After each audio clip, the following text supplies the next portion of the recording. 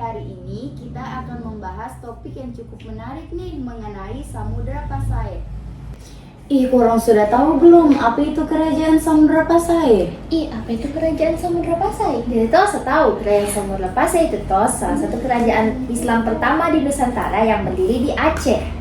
Saya jadi kepo bagaimana sejarah berdiri kerajaan Samudra Pasai. Ya juga sih, bagaimana dia terbentuk dan berdirinya Samudra Pasai, bagaimana sejarahnya? Kok bisa jelaskan Kak Ayu? Jadi pertama itu kerajaan Samudra Pasai awalnya dia itu terbentuk lebih dulu sebelum dinasti Utsamani dari Turki.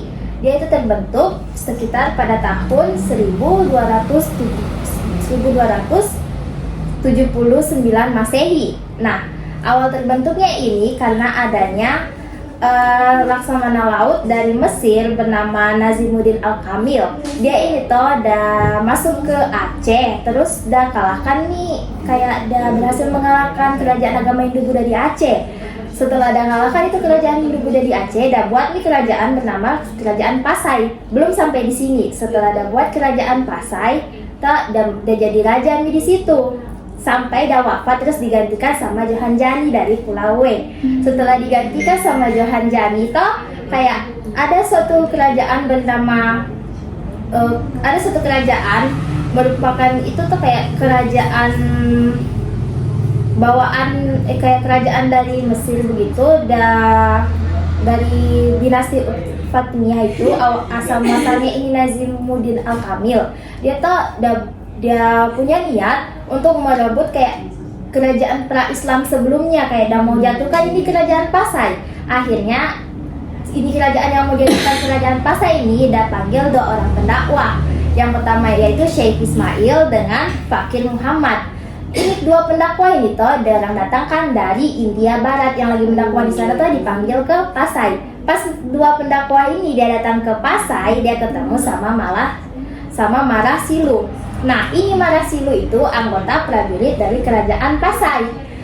Akhirnya ini dua orang pendakwah ini dia kayak membujuk ini Marasilu supaya dia mau memeluk agama Islam. Setelah akhirnya dua pendakwah ini dia berhasil mengajak Marasilu untuk memeluk agama Islam. Setelah dia memeluk agama Islam, Marasilu dengan kedua pendakwah ini dia buat kerajaan baru namanya Kerajaan Samudra dengan Marasilu sebagai raja pertamanya dengan gelar Sultan Malik Al-Saleh. Nah, ini Sultan Malik Al-Saleh dan menikah sama putri dari kerajaan Perlak. Menikahnya ini putri kerajaan Perlak dengan raja pertama kerajaan Samudra itu Sultan Malik Al-Saleh. Terbentuklah kerajaan Samudra Pasai. Awalnya itu namanya kerajaan Samudra Pasai itu kerajaan Samudra Aca Pasai. Itu artinya kerajaan Samudra yang penuh ketentraman dan keindahan yang beribu kota di kota Pasai. Itu asal muasalnya kerajaan Samudra Pasai. Menarik banget teman-teman untuk kita bahas. Jadi ternyata kerajaan Samudra Pasai ini berasal dari Aceh. Nah betul, kalau kerajaan Samudra Pasai ini sendiri berasal dari Aceh bagian utara. Dia letaknya sangat strategis karena dilalui oleh Selat Malaka. Kita tahu kalau Selat Malaka itu jalur perdagangan utama di dunia. Jadi karena letaknya strategis ini, banyak masyarakatnya itu yang bekerja sebagai pedagang. Kan tadi sudah dijelaskan sama Ayu tentang jalur perdagangan. Kenapa bisa Samudra Pasai disebut sebagai kerajaan Islam terbesar di Nusantara? Aku bisa jelaskan atau ada yang bisa jelaskan di antara kalian berdua? Saya bisa. Tapi menurutku menurutku Raja Pasai kan dia memeluk agama Islam. Terus dia memperkenalkan agama tersebut untuk menjadi resmi agama kerajaannya. Terus para ulama-ulama Islam datang ke Samudra Pasai untuk mengajar dan memperluas ajaran agama Islam. Terus didirikan pusat pendidikan Islam untuk memperdalam lagi ajaran Islam di wilayah tersebut. Nah, Kalau menurutku kan Samudra Pasai ini dilalui sama Selat Malaka, kan kita tahu itu Selat Malaka jalur perdagangan yang paling sering dilewati sama kita. Bisa jadi kan ada pedagang dari Mesir, kayak dari Mesir, dari Gujarat, dari negara-negara Islam yang masuk ke Indonesia melalui Selat Malaka dan singgah ke kerajaan Samudra Pasai atau singgah ke Aceh begitu. Jadi tuh kayak ada menyebarkan ajaran agama Islam itu, kayak pedagang-pedagang itu udah menyebarkan agama Islam, atau kayak ada ulama-ulama yang melakukan pelayaran begitu, jadi datang ke khusus ke Aceh buat menyebarkan agama. Kalau menurutku. Oke. Hendri, kan Samudra Pasai itu kerajaan tuh.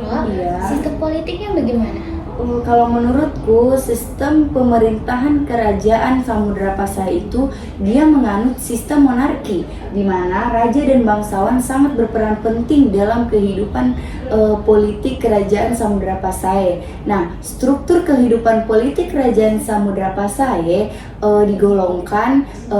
digolongkan dalam bangsawan dan memiliki perannya masing-masing. Nah, selain sistem pemerintahannya, Samudra Pasai juga dia bekerja sama dengan kerajaan-kerajaan yang lain dalam diplomatan. Terus kerajaan Samudra Pasai itu dia sangat mencerminkan nilai-nilai kerajaan agama Islam yang terstruktur. Oh, berarti kehidupan kan kerajaannya ini bentuknya kerajaan Islam kan, berarti kan nilai religiusnya itu kuat sekali. Iya, kenapa makanya disebut sebagai kerajaan Islam yang paling tinggi di Nusantara, karena dia kayak dari raja-rajanya juga sudah Islam. Maka sampai sistem politiknya juga mencerminkan ajaran agama Islam. Ajaran Islam. Kan tadi saya disebutkan kalau sistem politiknya saja sudah sangat mencerminkan nilai-nilai ajaran agama Islam. Saya jadi penasaran tuh kayak bagaimana nih kalau begitu sistem sosial budayanya? Kehidupan di masyarakatnya. Oh, jadi kalau sosialnya itu di masyarakat Samudra Pasai itu terbagi menjadi beberapa golongan. Ada bangsawan, ada petani, ada pedagang, sama rakyat biasa. Kalau bangsawan dia pegang politik sama ekonomi yang besar. Kalau pedagang, dia tuh udah berperan penting dalam perdagangan maritim yang berkembang di wilayah tersebut. Gitu. Kan tadi sudah dijelaskan nih sama Fadia tentang kehidupan sosialnya, tentang kerajaan Samudra Pasai yang sangat-sangat menjunjung tinggi para bangsawan. Jadi kita kepo nih, bagaimana mungkin kalian juga bertanya-tanya bagaimana nih kehidupan ekonominya di sana. Mungkin Ayu bisa dijelaskan. Jadi kehidupan ekonomi di Samudra Pasai itu sangat bergantung pada perdagangan, karena letaknya yang strategis tuh. Bayangkan di Selat Malaka setiap hari, setiap saat itu dilalui sama pedagang-pedagang gitu. Jadi mayoritas penduduknya itu berprofesi sebagai pedagang. Saking majunya perdagangan di sana, mereka tuh sampai menciptakan mata uang sendiri dari emas. Dari itu tuh nama uangnya dirham. Itu. Nah, jadi pedagang masyarakat di sana itu berprofesi sebagai pedagang. Dia tuh menjual kayak semacam kapur, sutra, dan jasa begitu. Tadi itu raja yang bisa membuat kerajaan Samudra Pasai itu sampai ke puncak kejayaannya. Hal yang bisa membuat dia sampai ke puncak kejayaannya itu karena dia berhasil menuntun masyarakatnya itu dalam bidang perekonomian, terutama perdagangan. Nah, selain raja yang tadi, saya jadi kepo nih, siapa-siapa saja sih raja yang sempat memimpin kerajaan Samudra Pasai ini?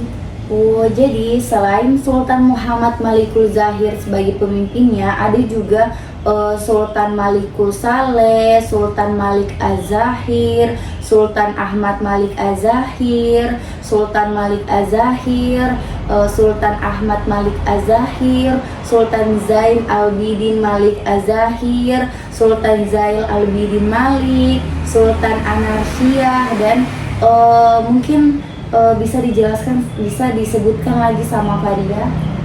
Ada Sultan Salahuddin, ada Sultan Salahuddin, ada Sultan Muhammad Malik Az-Zahir, dan Sultan Zain Al-Abidin. Mungkin Ayu bisa sebutkan yang selanjutnya. Selanjutnya itu ada Sultan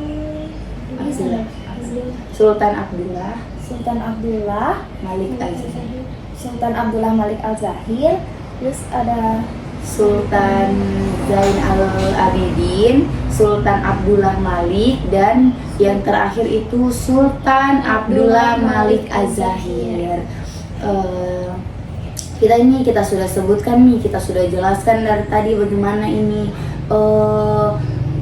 Samudra Pasai, kehidupan politiknya, agamanya, dan segala macam.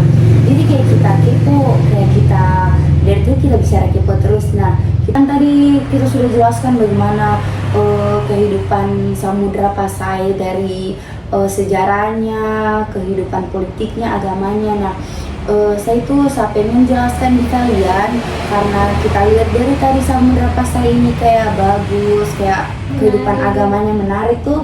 Jadi saya pengen kasih tahu kalian, ternyata Samudra Pasai itu udah bisa runtuh di masa kejayaannya saja. Samudra Pasai udah bisa runtuh. Nah, saya pengen kasih tahu di kalian penyebab runtuhnya Samudra Pasai itu.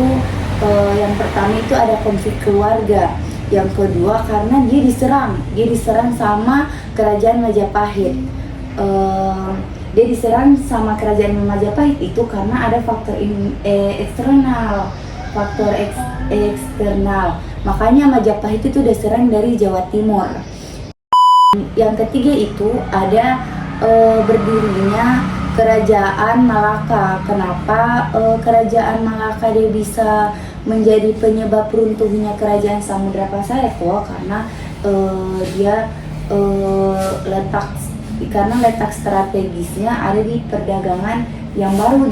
Dia membuat perdagangan baru begitu. Jadi kayak perdagangan Haji Pasai tidak berlari ke Malaka. Iya. Jadi perekonomiannya menurun, akhirnya akhirnya jadi salah satu penyebab runtuhnya Kerajaan Samudra Pasai. Nah, yang keempat itu ada serangan dari Portugis pada awal abad ke-16. Jadi tuh mungkin sedikit saya tambahkan. Jadi tuh kerajaan Samudra Pasai ini loh, dia itu bertahan selama 3 abad. Kurang lebih itu 3 abad atau 300 tahun. Kalau berdirinya kan itu sekitar 300 tahun, bayangkan. Iya, 300 tahun. Awalnya kan dia berdiri tuh pada abad ke 13 kan. Iya. Kemudian dia runtuh itu pada abad ke-16 karena itu tadi faktor-faktornya. Iya, diserang sama Portugis. Portugis. itulah jadi dia itu cuma bisa bertahan selama 300 tahun, tapi 300 tahun juga bukan waktu yang sangat cepat ya, itu lama waktu sekali. yang lama. Nah, mungkin itu saja tambahan dari saya. Jadi tuh setiap reruntuhan tidak mungkin kan semuanya habis ditelan bumi. Iya. Pasti ada saja peninggalan-peninggalannya. Kira-kira apa sih peninggalannya? Oh ya, peninggalannya itu salah satunya itu ada batu nisan Samudra Pasai, ada juga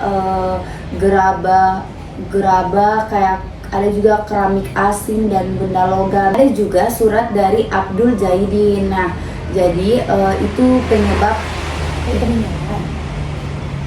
Ada juga surat dari Abdul Zaidin, jadi itu peninggalan Samudra Pasai. Ada juga peninggalan lainnya. Nanti kalau bisa cari di Google, searching aja ya guys. Jadi sekian dari materi yang kita bawakan, cukup menarik untuk kita bahas. Karena kenapa kita memilih materi itu, karena cukup sangat menarik buat kita bahas. Nah, alasan lainnya kita memilih materi ini karena di-load sama Pak Guru. Kita di-load ya guys di dalam kelas, kita pilih. Jadi mungkin sekian materi yang bisa kami paparkan. Lebih dan kurangnya mohon dimaafkan. Jika ada salah pengucapan kata, kalimat ataupun informasi bisa dikoreksi. Sekian dan terima kasih. Dadah. Bye-bye.